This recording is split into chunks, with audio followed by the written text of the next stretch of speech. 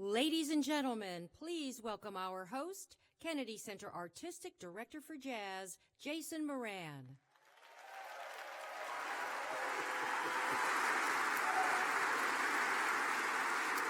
Good evening.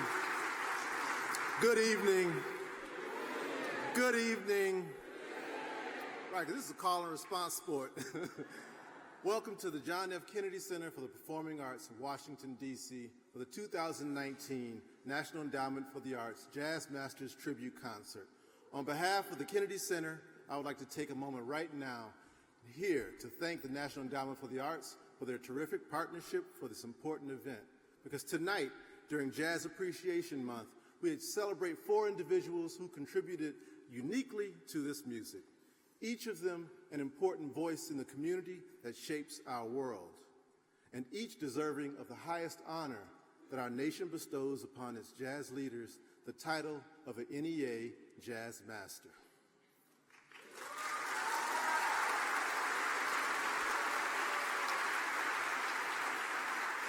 Abdullah Ibrahim, a pianist who combines his South African rhythms with jazz to create spiritually enriching music that heals us all. The late Bob Dorough, whose career spanned over 70 years as a singer, pianist, composer, and arranger, and was known throughout the jazz community even before he taught our children that 3 is indeed the magic number.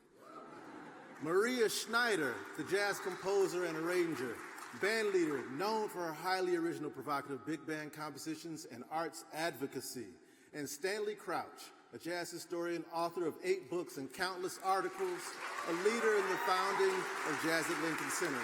Ladies and gentlemen, this is the 2019 class of NEA Jazz Masters and their families.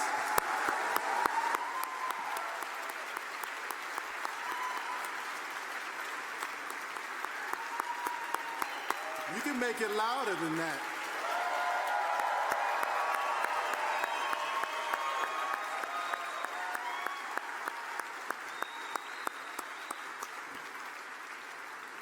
And to get things started tonight, please join me in welcoming the acting chairwoman of the National Endowment for the Arts, Mary Ann Carter.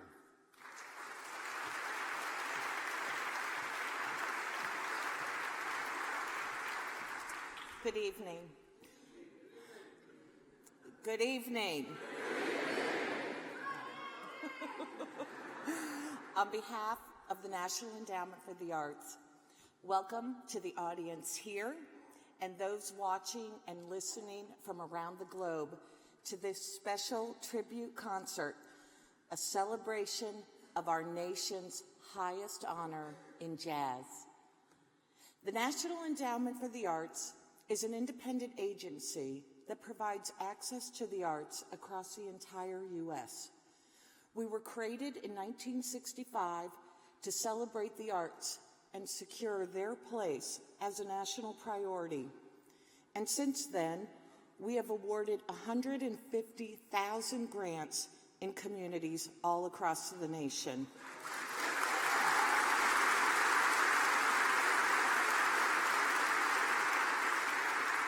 Tonight is the National Endowment for the Arts' 38th opportunity to honor the remarkable accomplishments of a very diverse and incredibly talented group of jazz greats. The NEA Jazz Masters Honors were created in 1982, but our support for projects in the jazz field goes back to 1969.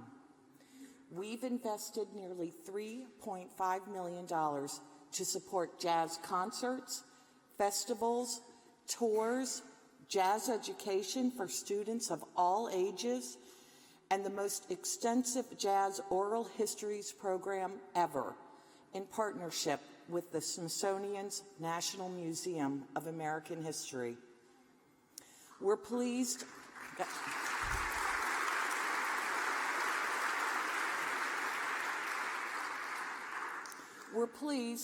to be celebrating NEA Jazz Masters once again here in Washington, D.C.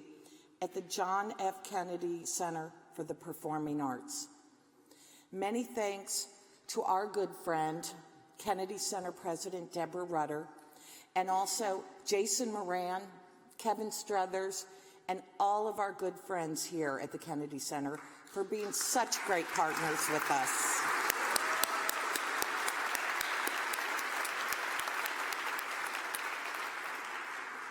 To date, we have awarded 153 fellowships to great jazz figures.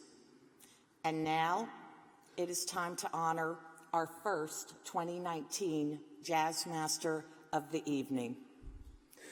Abdullah Ibrahim was born in Cape Town, South Africa, as Adolf Johannes Brand, and was widely known as Dollar Brand before changing his name.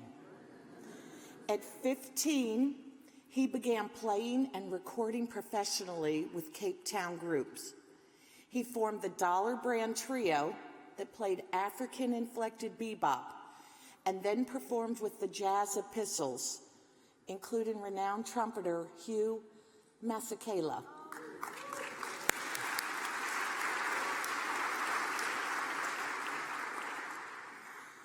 When he left South Africa and settled in Zurich, Switzerland, he came to Duke Ellington's attention, and soon he was featured at prestigious venues such as Carnegie Hall and at the legendary Newport Jazz Festival.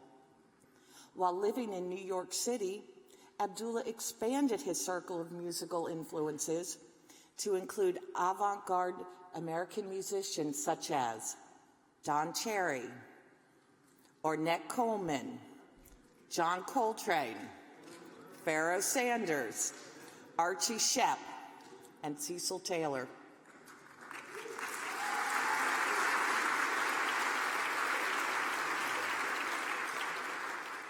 In 1983, he formed Akaya, an ever-changing group of New York-based musicians that he has worked with for more than 35 years.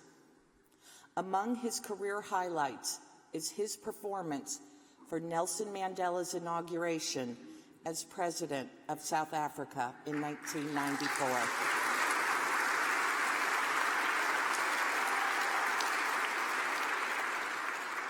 Here's a short film to shed more light on this true master of jazz.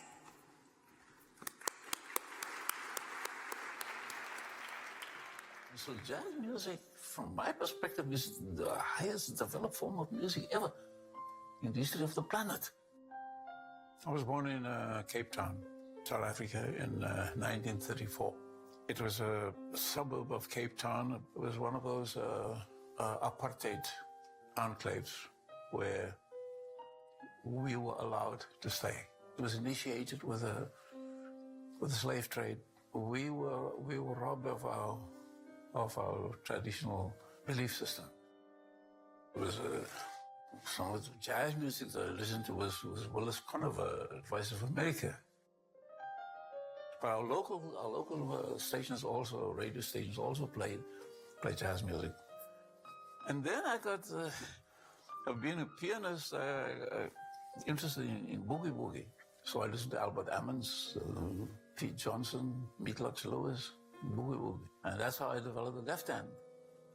So we grew up playing in dance bands.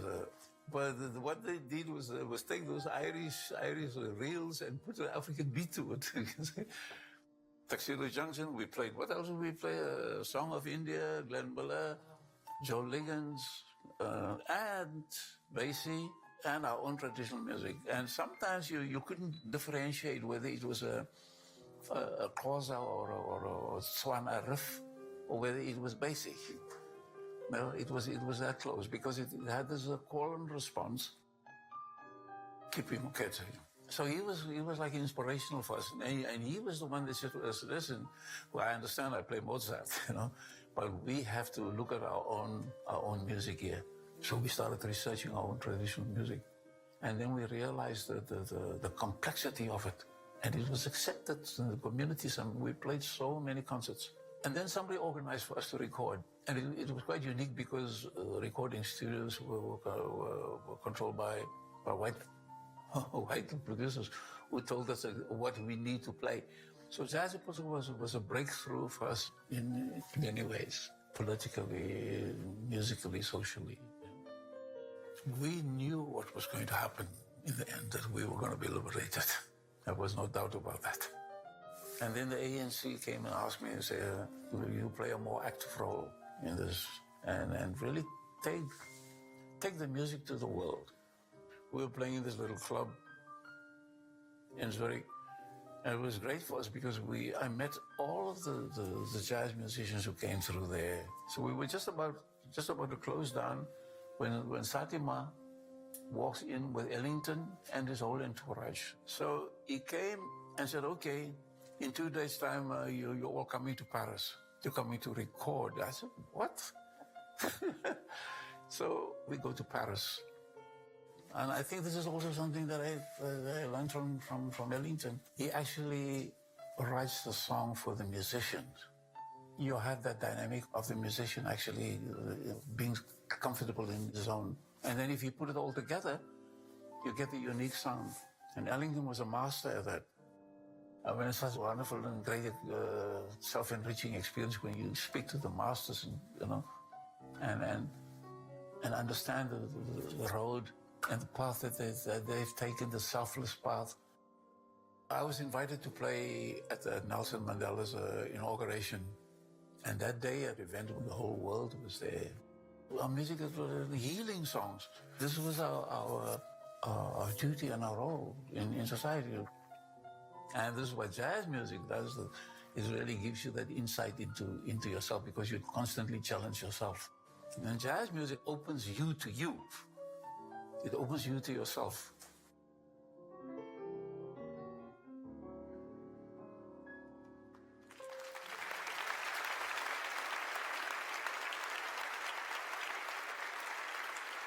Ladies and gentlemen, please welcome music director Terri Lee Carrington, Terence Blanchard, Cleave Guyton, Noah Jackson, and Jason Moran.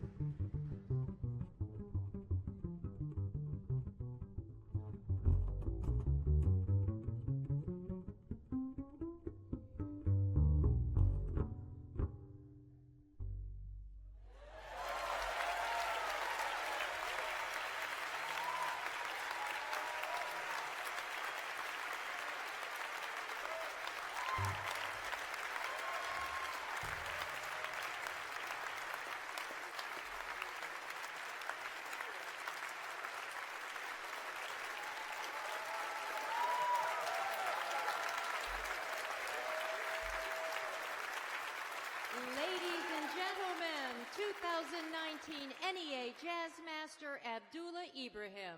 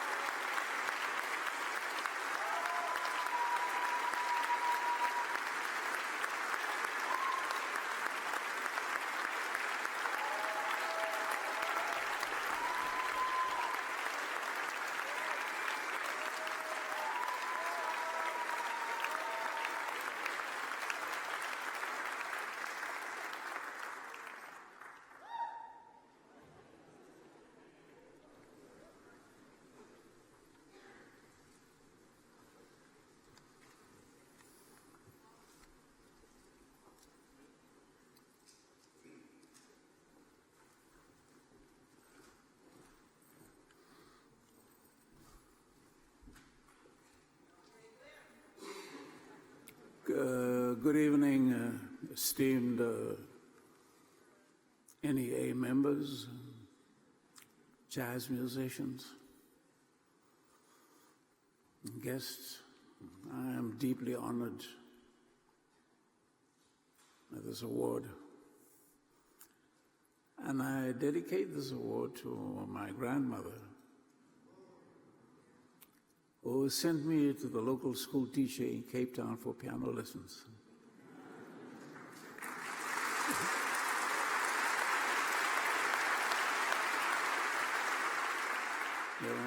She insisted on Sunday church attendance, instilling a spiritual bedrock that still inspires and guides me. I dedicate this award to my mother,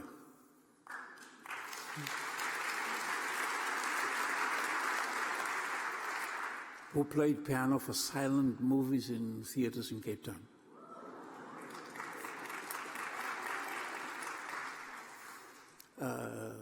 That was my first introduction for me into the art of improvisation.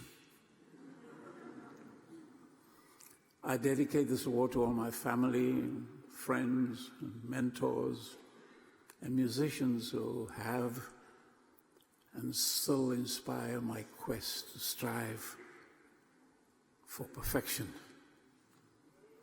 Thank you. We are blessed.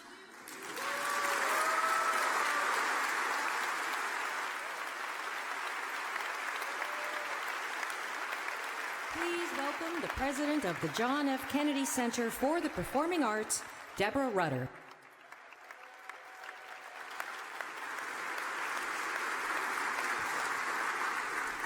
Good evening. We're thrilled that you're here tonight. And we at the Kennedy Center are so honored to be partnering for the 4th year with the National Endowment for the Arts on this annual tribute. Jazz has a rich history here at the Kennedy Center, notably to start really under the leadership of the late NEA jazz master, Dr. Billy Taylor.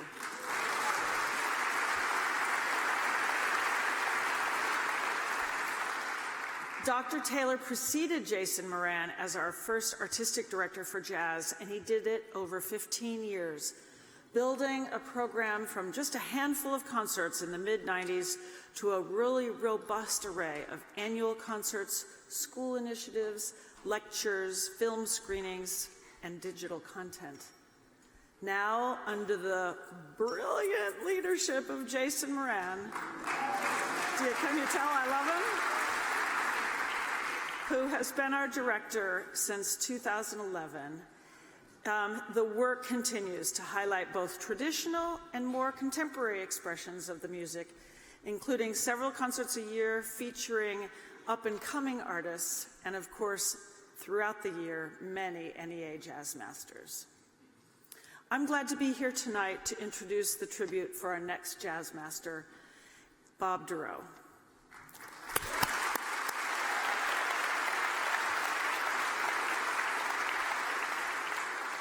Now, when the National Endowment for the Arts contacted Bob just over a year ago to advise him of his selection, Bob was thrilled. He and his wife Sally and their daughter Arilee looked forward to coming to Washington for this year's festivities. But sadly, Bob died just a few weeks later, last April. Now, Sally and Arilee are here with us tonight, and their good friend Pat Dorian will speak on behalf of the family in just a few moments. A little bit now about Bob. Born in Arkansas, raised in Texas, Bob Dorough fell in love with music upon joining the Plainview, Texas High School Band. That's where we all started. He then earned a bachelor's degree in composition at the school known today as the University of North Texas. Bob had an eclectic career, as we know, from serving as boxer Sugar Ray Robinson's musical director. Who can say that? Who can say that?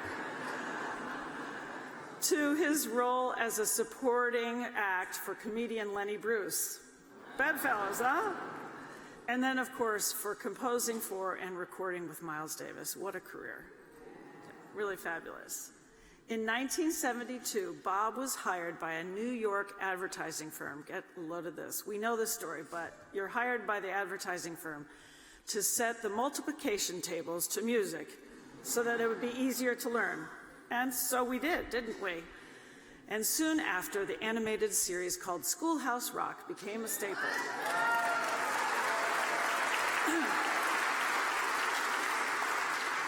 And just in case you didn't know, last month, the Library of Congress inducted Schoolhouse Rock into their National Recording Registry.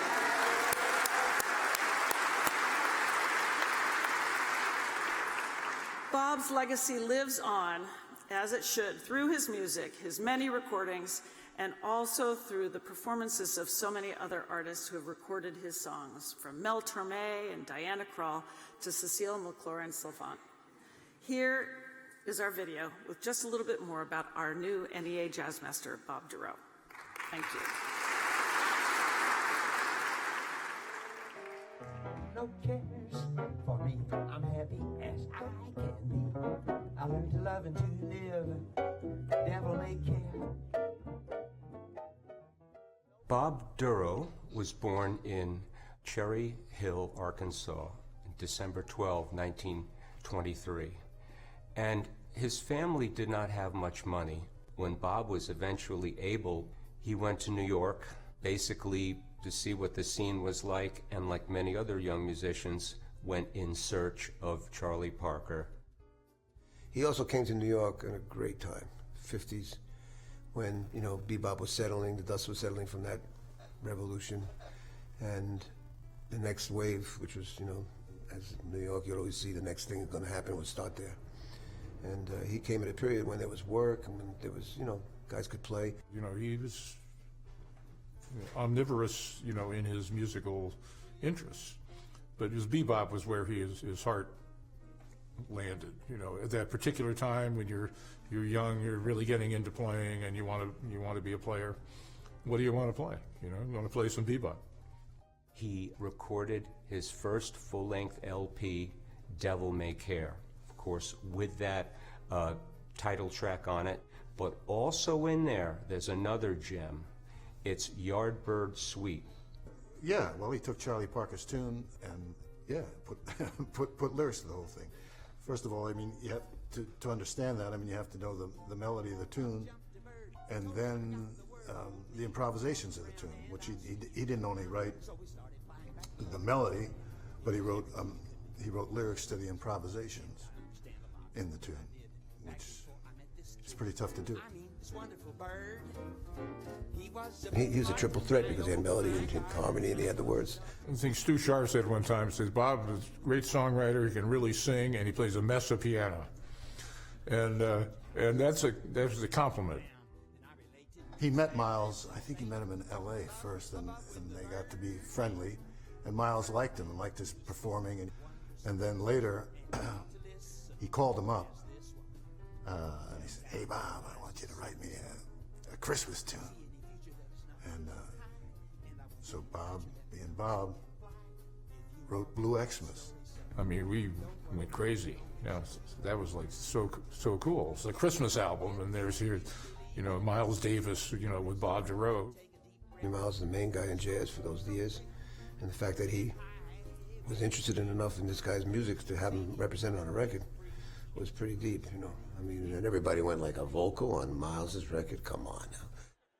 In 1972, David McCall, the president of a New York City advertising firm, says, is there a way we can do some rote learning via music for my son to, you know, get better at his multiplication tables?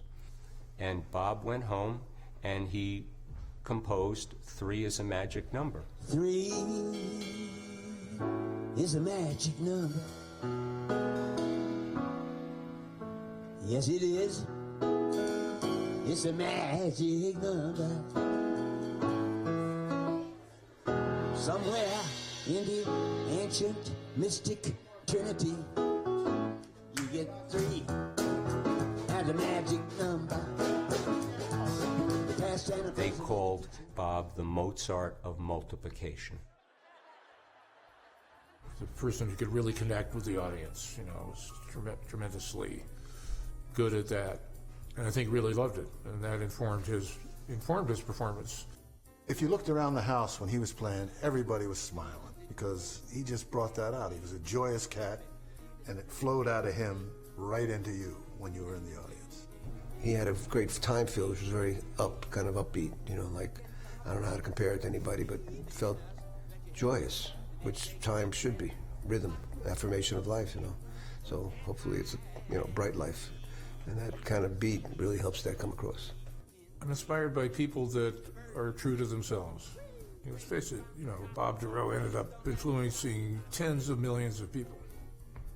And they have no idea who he is. To me, that's like success. And that's a magic number.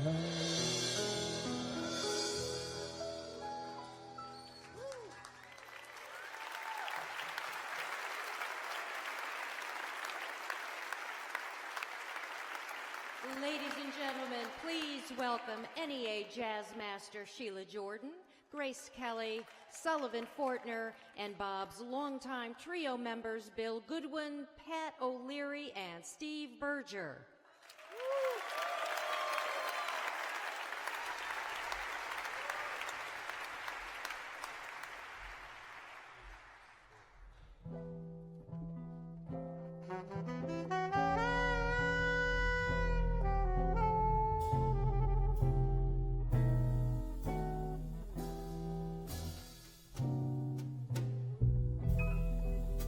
I don't have to go to bed. I've got a small day tomorrow. Small day tomorrow. I don't have to use my head. I've got a small day tomorrow. I can sleep the day away, and it won't cause too much sorrow. Not tomorrow. So tonight this mouse will play. She's got a small day tomorrow. Now all those big wheels with all their big deals are gonna need their sleep. But I'm a dropout who'd rather cop out than run with all the sheep. Honey child, tonight's the night, and there's a car I can borrow till tomorrow. We can swing till broad daylight. I've got a small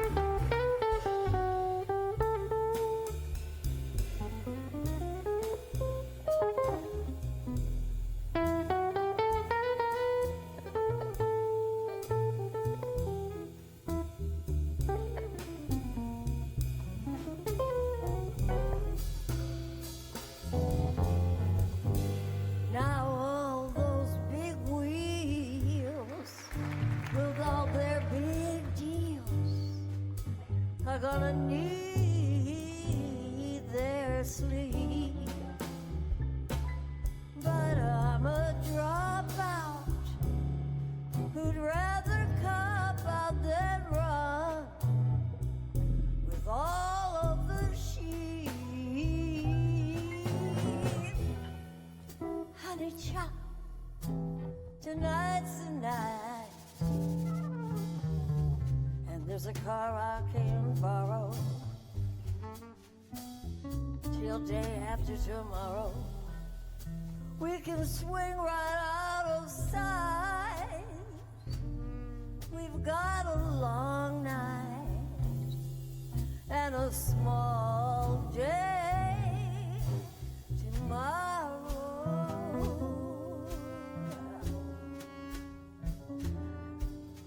Tomorrow.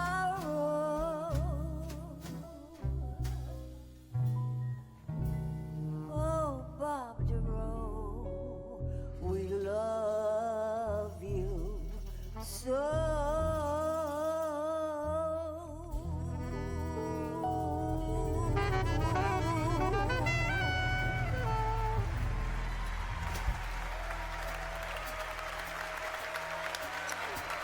Thank you very much.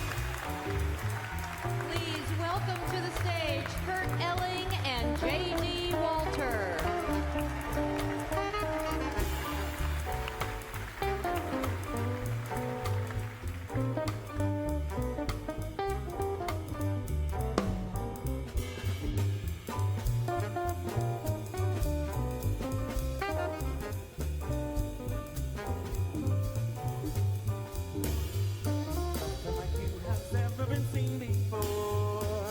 Nothing like you existed in days of yore. Never have been so kissable, never have I so bright. I can't believe it's possible, you bring me such delight. Nothing can match the match with your embrace. Nothing can catch the rapture that's in your face. You're like a dream come true, something completely new. Nothing like you has ever been seen before. Nothing like you. Nothing like you has ever been mine before. Kisses I've known, but none so divine before. No one has your magnificence. Who can describe your charm? I'd like to make my residence forever in your arms. I never knew how wonderful life could be. No one but you could ever do this to me. Call me a fool in love. One thing I'm certain of, nothing like you has ever been seen before. Nothing like you, nothing like you, nothing like you has ever been seen before.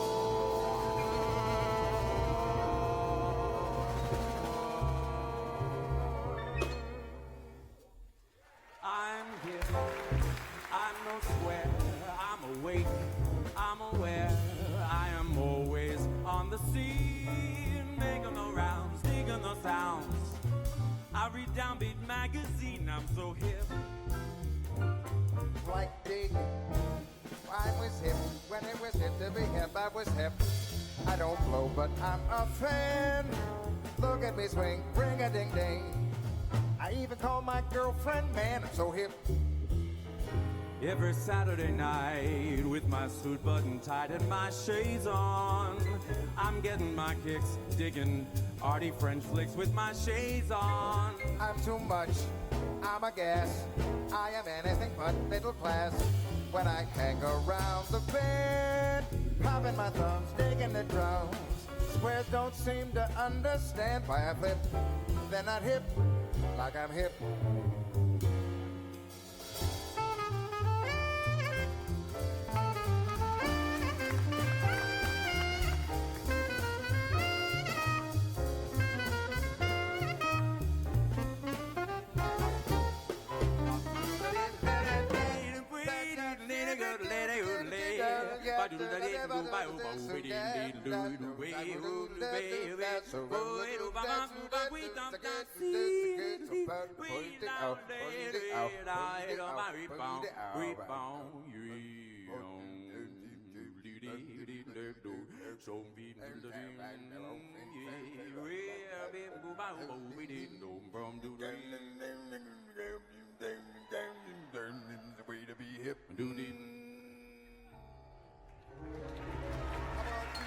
I'm hip, I'm alive, I enjoy any joint where there's jive.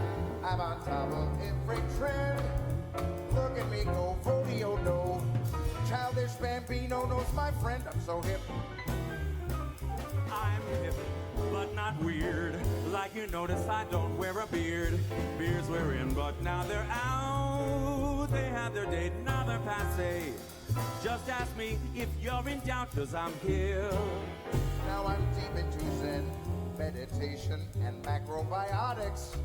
Just as soon as I can, I intend to invest in narcotics. Cause I'm cool as a cute. I'm a cat, I'm a card, I'm a kook. I get so much out of life, really I do. Scooby-Doo.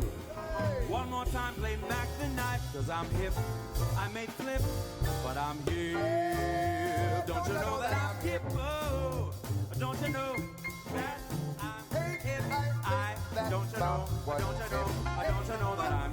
Don't you know that I'm? Don't you know that I'm hip?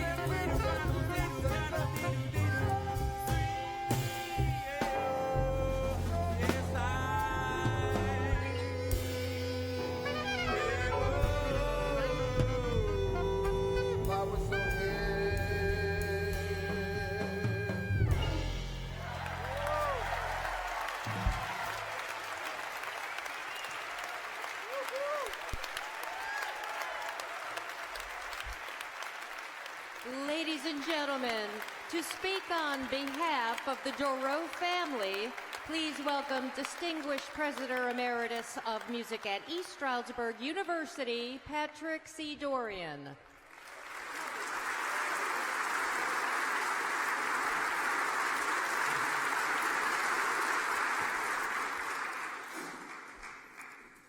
Even though Bob Dorough is not physically here tonight, I think we feel him here tonight.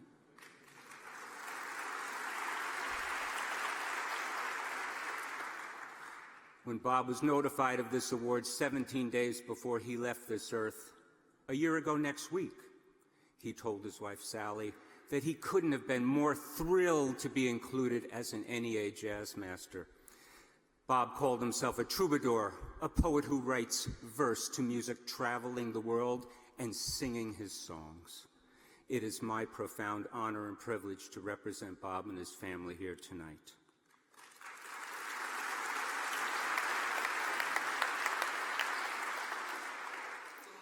He would have thanked as many people as possible. In fact, Bob made thousands of people feel as though they were his best friend. Thank you to all branches of the NEA. Bob spent his final days appreciating your thoughtful efforts and execution. Thank you to Sally, his wife of 25 years.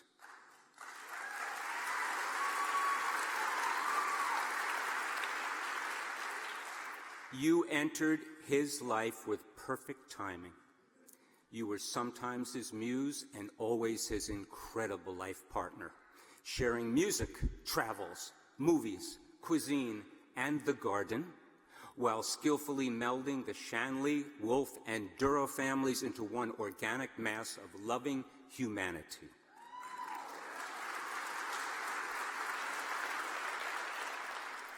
To daughter Aralee, your daddy was always so proud of you in all things.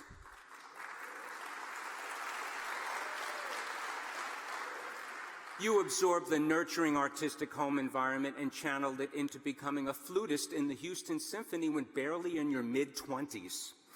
A few years later, You became the principal flutist, where you've held that honored chair for over 3 decades.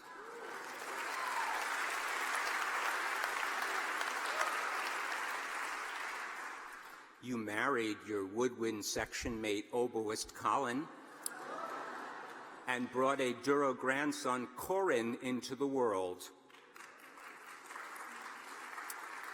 Bob enjoyed watching Corin's interest in music grow via the electric bass over the last 19 years.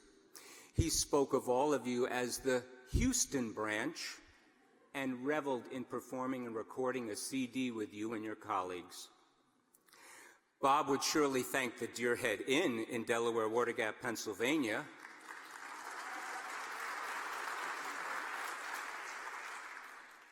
where he did his residency over the decades. Bob always took great joy in the Deerhead Hang. His Pocono community loved claiming all of the Duroughs as theirs. To Pocono neighbor and close friend Jill Goodwin, thanks for nominating Bob. It was my honor to assist you and to witness the passionate support of Bob by your late husband, the late NEA jazz master Phil Woods.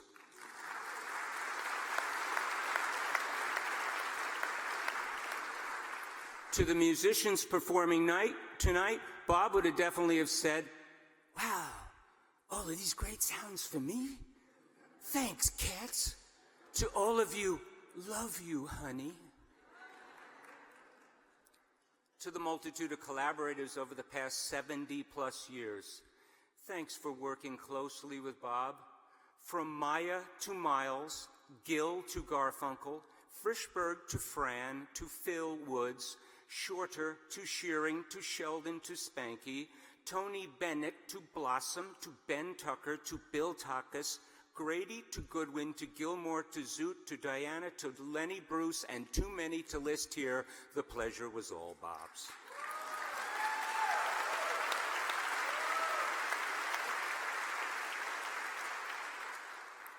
Bob, allow us to turn it around on you and thank you. Sally summed it up best in the New York Times article, The Lives They Lived 2018, when she said, he was pretty proud of the fact that he could reach across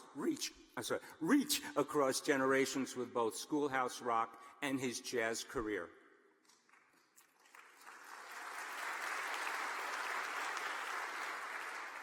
That's right. Bob, you were a craftsperson par excellence, walking on top of the music fence, sometimes leaning into the entertainment yard, sometimes leaning into the art yard, always balancing yourself with high-quality skill and execution. Your more popular work makes a great gateway medicine to your lesser-known but more than deserving art songs. Your quiet but substantial support of people in need near your home and around the nation, such as your devotion to the Southern Poverty Law Center, speaks volumes about how you always remembered where you came from.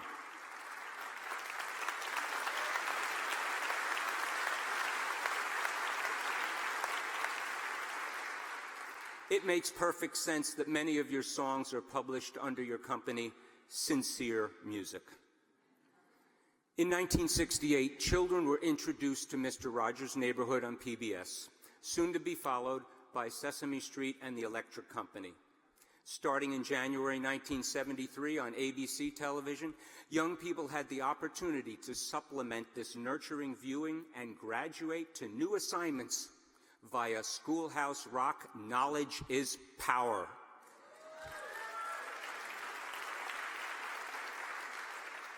Where Bob's innovative music direction, composing, and singing were invaluable.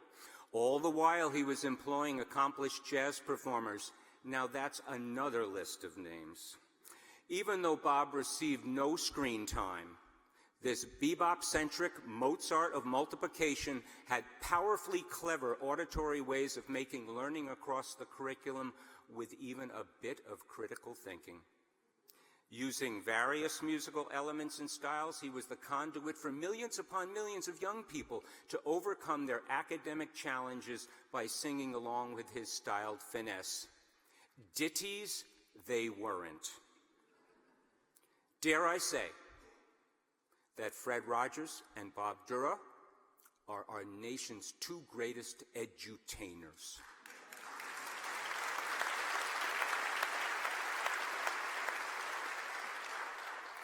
Bob would have enthusiastically congratulated his 3 awarded colleagues over the past 2 days for their past and future accomplishments.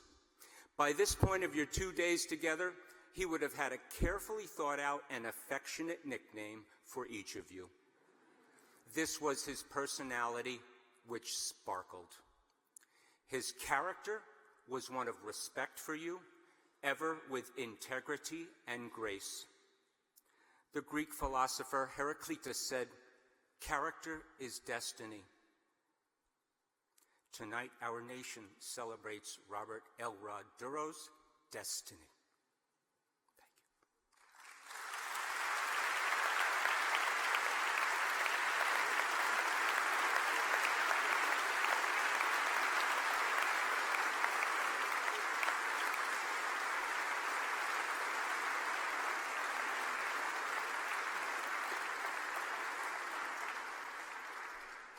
Maria Schneider's music has been hailed by critics as evocative, majestic, heart-stoppingly gorgeous.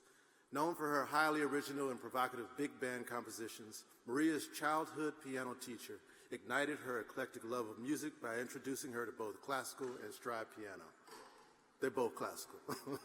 Maria received her bachelor's degree in theory and composition from the University of Minnesota and her master's degree in jazz composition from the Eastman School of Music in Rochester, New York. Upon graduation, she moved to New York City, where she worked with 2 musical heroes and both NEA jazz masters, Bob Brookmeyer and Gil Evans, who hired her as a copyist and soon enlisted her as an orchestral assistant. Maria's unique voice quickly emerged when she started the Maria Schneider Jazz Orchestra, and she still works with many of those same musicians today, long-standing relationships that have brought her to intimately understand each of their individual voices. Maria's music is beyond categorization, and you'll hear that in just a few minutes with 2 very different compositions. But first, let's learn a bit more about Maria with this film.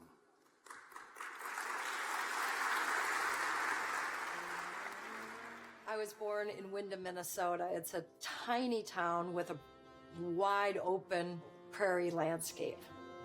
So my piano teacher's name was Evelyn Butler, and she had an extraordinary way of teaching, which at the time I had no idea about, but I grew to appreciate when I got older, and that is that she taught theory to her students from the very first lesson.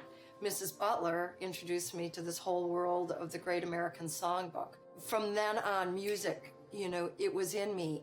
I dreamt of being a composer, but coming from a town like Windham, it seemed like too far of a goal. Like, who would I be to come from Windham, Minnesota and say I want to be a composer? So I hid that dream for a while. When I started studying classical composition specifically at Minnesota, my teacher's name was Paul Fettler, and he heard so much jazz influence coming into my music, and he didn't really know exactly what to do with me. And he did the best thing he could have done. He said, "Maria, there's a big band at the school. Why don't you go watch them rehearse and write something for them?" I had an aha moment. Somebody invited me to a concert of Toshiko Akiyoshi. And the thing that struck me was, here was a person who was traveling with a big band essentially, playing in a classical concert hall for almost a sold out, if not sold out, house. And I thought, wow, this is something you can do to make a living. And that just struck me. So I was lucky enough to get an apprenticeship with the National Endowment for the Arts, and I chose to study with Bob Brookmeyer, and it was one of the greatest opportunities of my life. Orchestrating for Gil Evans is something that's just something no mortal should do. But here I was in my 20s doing it. And I remember just thinking, no wonder Gil's music is just undeniably him. Those were the moments that made me say, I gotta start my own band, because I need to find out what are my quirks. I want to find out who I am. So I had come out of school with a composition degree, and I was composing, and I started writing the music in that period that ended up being the music on my first album, Evanescence. So I had saved up enough money, being a music copyist, to think about recording my own band, and record companies had turned me down, so I just decided, okay, I'm gonna record this music and then see if I can sell it to somebody. And we caught a magic on that record. I was offered a gig to perform weekly at Visioni's in Greenwich Village, which was a great place because it had a low cover charge, had a lot of walk-by people, so those people would just come in on a whim to hear the band. And I was terrified when I first got the gig because I didn't have that much music, and I thought, playing every week, you know, and it went a couple of months, and then they said, let's continue. Well, it went for 5 years. These are people that I get to develop the music with, and so they are just such an intimate part of who I am as a composer, so I'm just eternally grateful to all of them. I carry a piece of all of them in my music. The best part for me about working with David Bowie was, and it happened right here in this spot, he was standing right here in front of me, and I think of it all the time because I was so scared when we were working together, and I said, David, what if you don't like it? What if we spend all this time and this money recording this big band thing and you hate it? And he just laughed and he said, Maria, the great thing about music is if the plane goes down, we all walk away. That single statement that he made right here has helped me when I'm turning around and facing the piano and writing on my writing board to just say, oh, let's try this. What's to lose? Let's risk it. And I'm so thankful for that. To me, music is an expression of life. And music is just the conduit.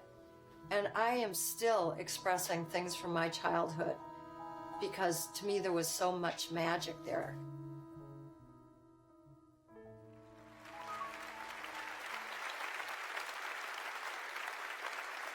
Ladies and gentlemen, please welcome Maria's longtime collaborators, Frank Kimbrough, Jay Anderson, and Scott Robinson.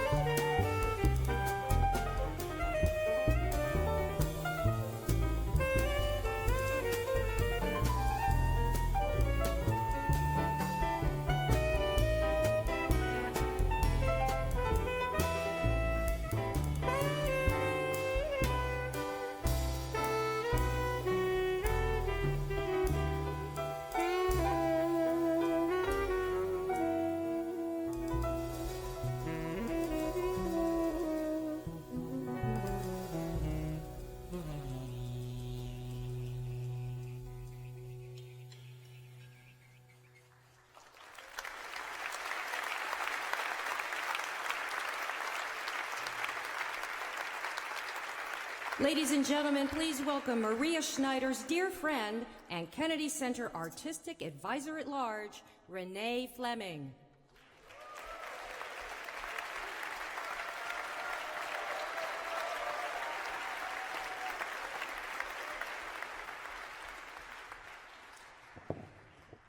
Thank you so much. First I want to say there's another city in the world that has supported jazz more consistently and almost as long as we have. And they suffered a terrible cultural loss today.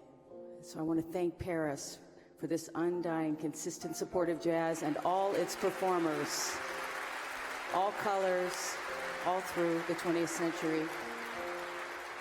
And then I want to thank my friend Maria for not knowing any boundaries.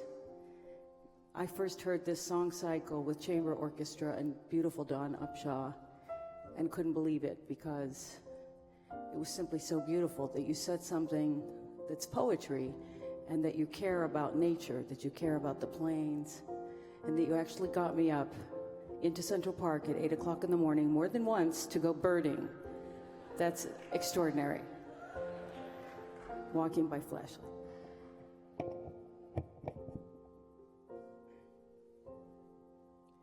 Walking by flashlight at 6 in the morning.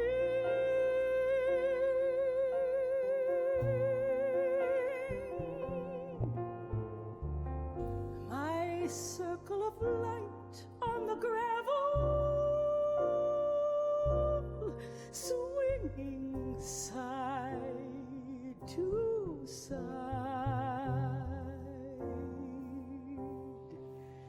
walking by flashlight at 6 in the morning.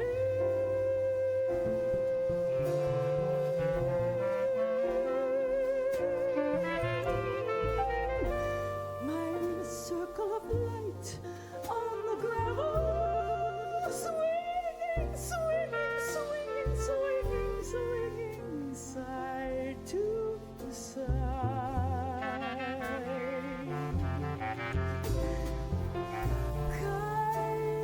Coyote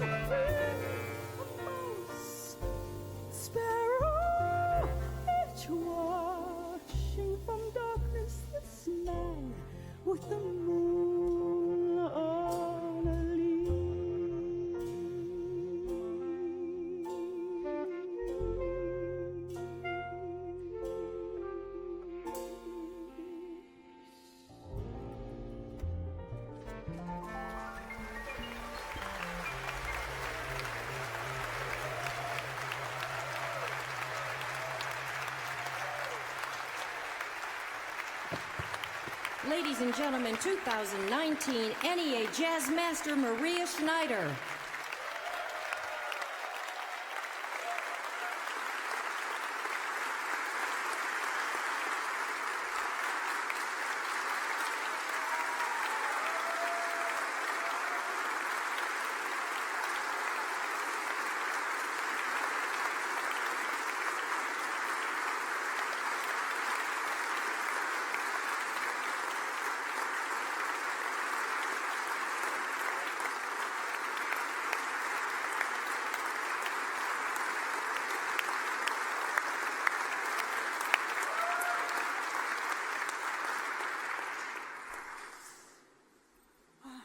You guys, thank you so much. So beautiful. How lucky I am. Oh. I recently heard an impressive interview with a leading national scholar on educational justice, Dr. David Kirkland. He speaks of the power of dreams to lift children to their highest potential, and inversely tells of the negative effect of depriving young people of dreams. Feeling so much gratitude for this honor from the NEA, and then hearing Dr. Kirkland speak, it got me thinking of how my interests and dreams have been supported, how this happened because of many, many people along the way. I went to nursery school Wednesday mornings, and I loved my teacher, Mrs. Celine. One summer night, she called my mom to tell her of hundreds of fireflies flying in her yard. She invited Mom to bring me because she knew I'd love to see it. Not only were the fireflies magical, but also being personally invited by Mrs. Celine to take in such a sight. When I was 5, a loud smack on our window brought us up close to an exotic and very dead bird. Mom sealed it in a bag and put it in our freezer and called Wyndham's bird expert Mort Smith. Mort was ancient by my perspective, short with wired spectacles, and had heavy leg braces that Mom explained were because of polio. He identified our bird, a black-billed cuckoo, and my love of birds began. Months later, Mort must have remembered my excitement because he invited me to join him on a Christmas bird count, when nationwide people count birds and track populations. I distinctly remember just how special it felt to be invited on that mission by a brilliant man who could ID birds in a flash. I walked taller after that day. My love of birds as a child was validated, and so was I. And with my piano teacher, Mrs. Butler, a key moment came early with a piece she gave me called Jumpin' Jupiter. Analyzing the chords, as we always did, the last chord presented a dominant seventh with a strange note on top that I cringed at. And she said, quickly, she said, "Oh, Maria, that's a sharp 11, and someday that's going to be your favorite note." For those of you that don't know, the sharp 11 being a defining note in jazz, her statement enthusiastically projected a future for me that I eventually followed. These much older people helped me as a child project various possible futures, all filled with things that I loved. And in college, with only a flicker of a private dream of being a composer, it was a student teaching assistant, Susan Anderson, who stopped me after hearing a theory exercise I had composed and that was played in class to suggest that I consider composition as a major. That simple validation from a grad student set me on this lifelong path. I wonder how many heartfelt dreams out there never see the light of day. And that Toshiko Akiyoshi concert that I referenced in the movie, what I didn't say is after that concert, I asked a fellow student, Bob Parsons, who had given me a few of my first arranging lessons, "Do you think I could do that?" And in that very vulnerable moment, he thankfully gave me belief in myself. The NEA website has a very moving interview I urge you all to look at with NEA jazz master George Benson about how his stepfather encouraged him. George wanted to play guitar, but his little hands were too small, and having little money, his stepfather found a broken ukulele in the trash. He glued it together, gave it to George as his first instrument. A couple years later, he bought George a guitar for $15 at their local pawn shop. And as a teenager, when George desperately wanted to play electric guitar, but the pawn shops were too expensive, his stepfather's solution was to say, "I can make that." George drew the shape he wanted on brown paper, and his stepfather sawed it out from the wooden cover of George's mother's hope chest.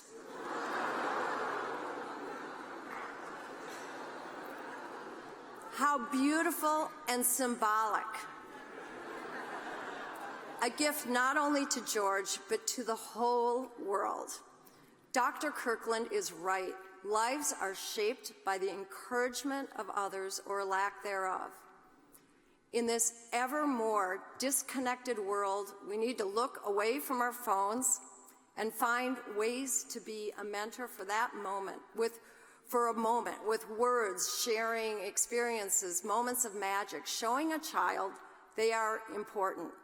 I didn't find this life that fulfills me on my own, nor did the many fabulous musicians that I am blessed to have play my music tonight and have been blessed to have played my music for 3 decades now, with whom I share this extraordinary honor. So tonight, I am duly noting this moment and committing myself to looking for such opportunities to be the Mort Smith, Mrs. Celine, or Susan Anderson in someone else's life. I hope as you all leave tonight, you'll reflect on those that shaped you and try to find ways to be that person for some child or young adult, most especially in need. Surely someday, years after you're gone, that adult will look back and say on that day, "That person changed my life." Thank you.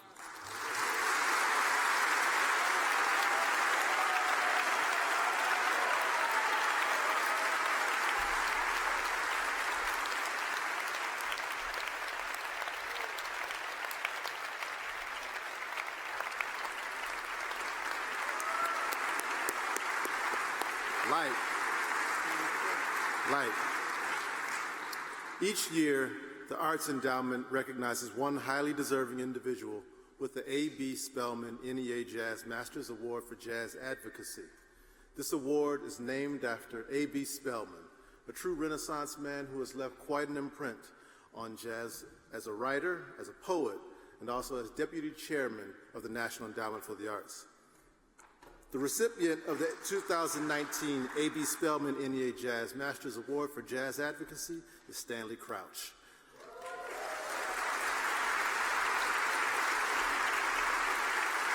Although Stanley is recovering from an illness, he isn't able to be here with us this evening. He is watching on the live stream from his home in New York City. What's up, Stanley?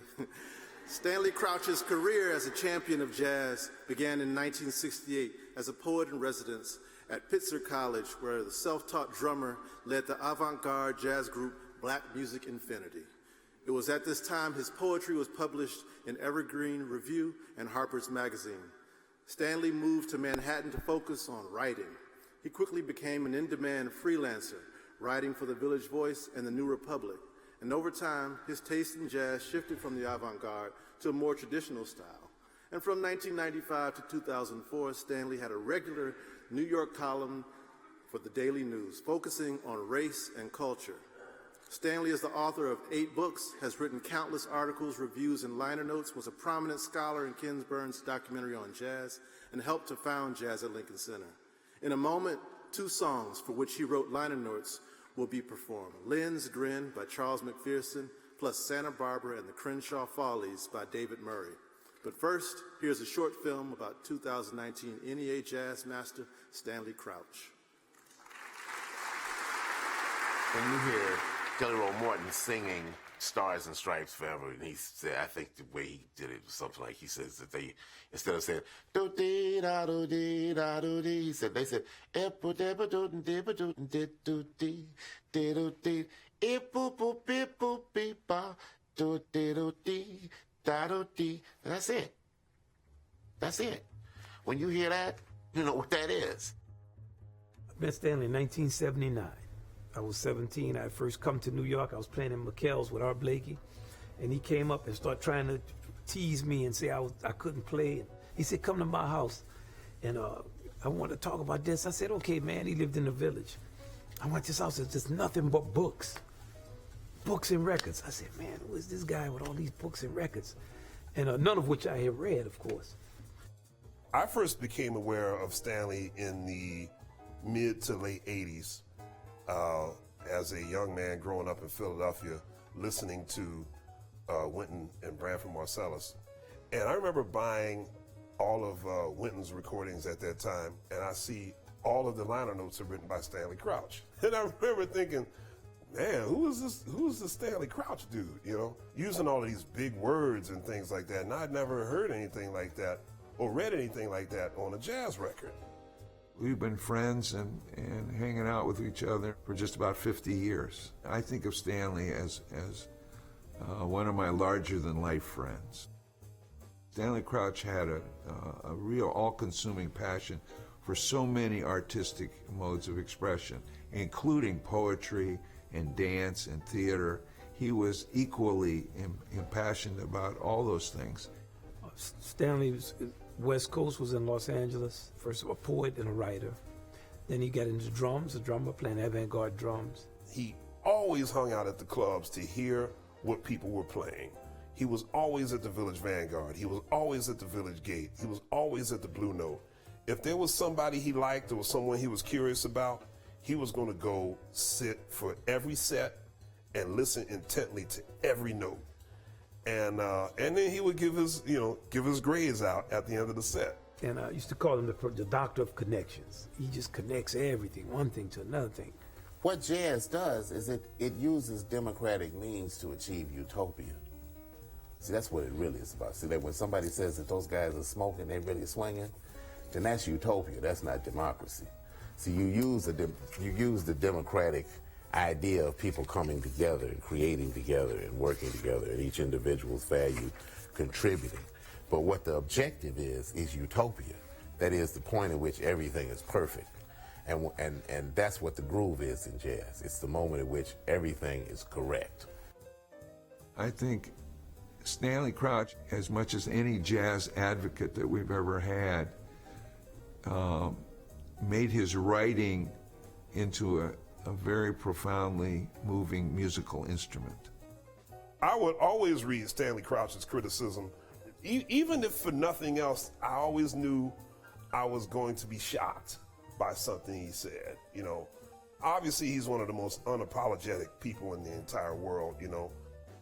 You know, I feel very strongly that Stanley Crouch's contribution to Jazz at Lincoln Center as one of its co-founders and enduring, mentors of Jazz at Lincoln Center, it's been one of the crowning achievements of his life in this music.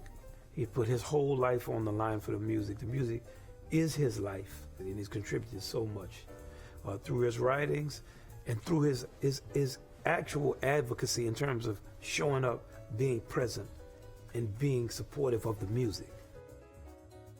I can reconnect with my entire family, all of my neighborhoods, everything I've ever done or imagined, whether I hear any jazz band heat up and put the pots on, showing how well it can struggle for joy together. No art says I want to live better or more forcefully than jazz. Yep, that's definitely Crouch.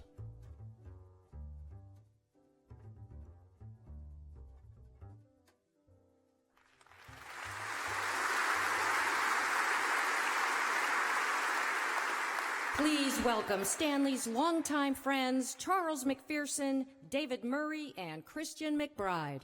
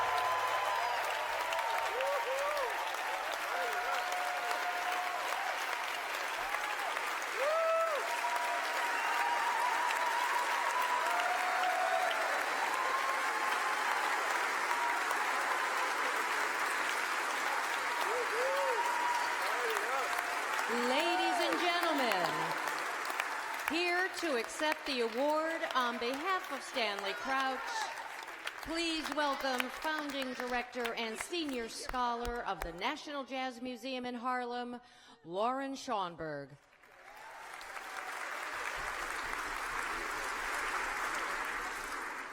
Imagine having to follow that. Man. Well, it's my great honor here, a humbling experience to accept this magnificent award on behalf of Stanley Crouch, one of the great agents provocateurs of American cultural history, just like Charles Mingus, who wrote that last tune. You know, from Stanley's work on 60 Minutes to his writing for the New Yorker magazine, to his column in the New York Daily News, to his work in mass media, he's been a great influence on American culture in many different ways. And that's not, yes. And that's not even to talk about his early musical work with David Murray, Arthur Blythe, James Newton, and his great mentor who's still thriving out in California, the legendary Bobby Bradford.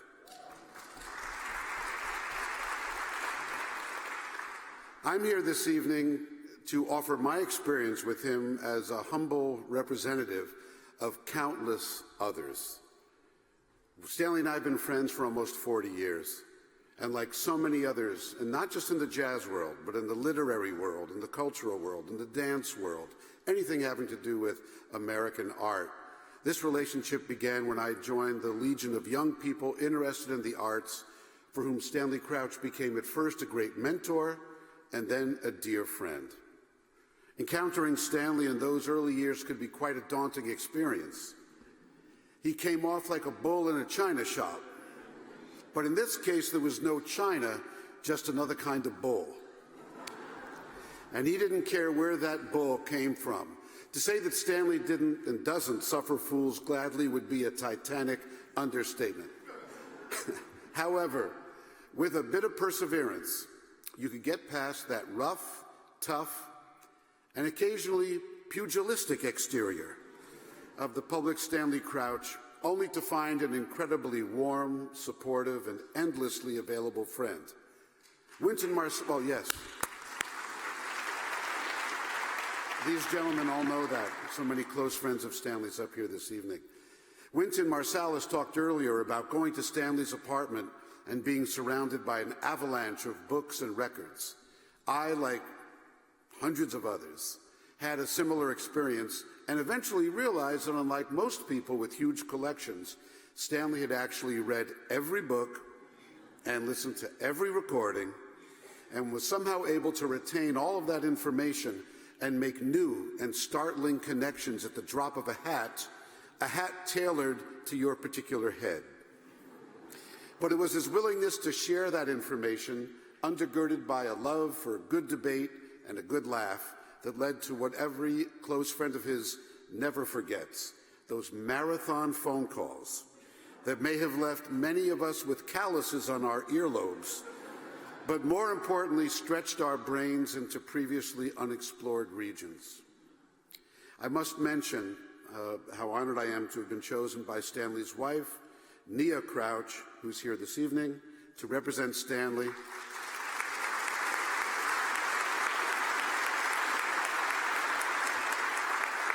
NEA is an exceptional artist and sculptor in her own right, and she leads a very happy team of people who love Stanley and surround him, including Jackie Harris and many other folks.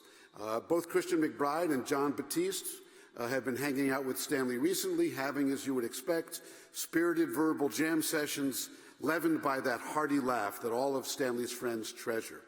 When we spoke just yesterday, Stanley asked me to thank you all for this august award from the bottom of his heart, and to remember, as he always writes at the end of all of his pieces, that even in these times, victory is assured. Thank you.